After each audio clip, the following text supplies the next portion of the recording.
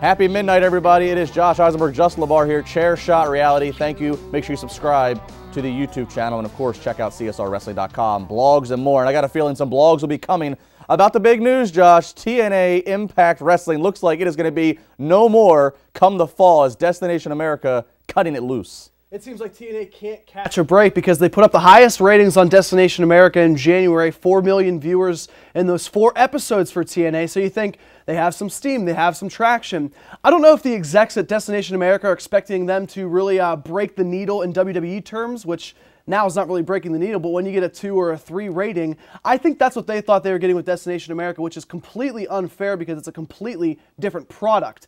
I feel bad for the talent involved, for the writers, for the talented people in that company. Maybe not the highest of high-end management, but there's a lot of great creative people there, a lot of great wrestlers who are just reinventing themselves. The Hardys, Rude, Aries, without a television deal, this is going to sink, and TNA is going to be very, very in high demand for the wrestlers, but for the product, where are they going to go? Well, you're talking about all the external stuff. I think this is all more internal. I don't think, last Friday in my column for the Pittsburgh Tribune Review, triblive.com, I said, nothing can save TNA. And the fact of the matter is they are damaged goods. Destination America, I said, was having buyer's remorse.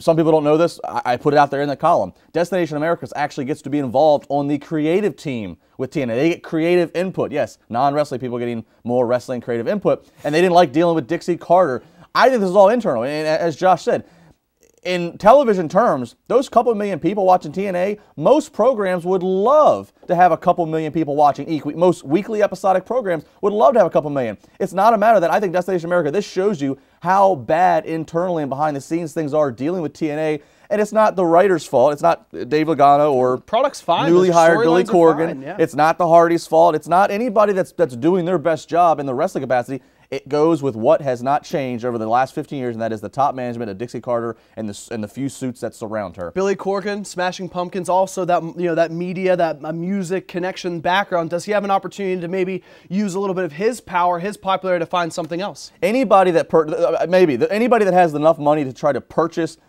the TNA contracts of the talent or whatever. The problem is, first off, you have to totally rebrand it. You can't be TNA anymore, and secondly, you need to find a home. You need to find distribution because Destination America has made it clear they don't apparently want to be any more involved with it come September. So, and how ironic that the news comes out on that Wednesday, the same Wednesday that Samoa Joe, once a face of TNA, jumps over to WWE. We'll be talking about that Friday, WrestleZone.com, PWMania.com, CSRWrestling.com. That's going to be an interesting topic. Of course, Kevin Owens as well. There's so much. I can't wait for Golish to say Samoa Joe. Can't wait for it. There's so much to talk about. Check it out. Subscribe.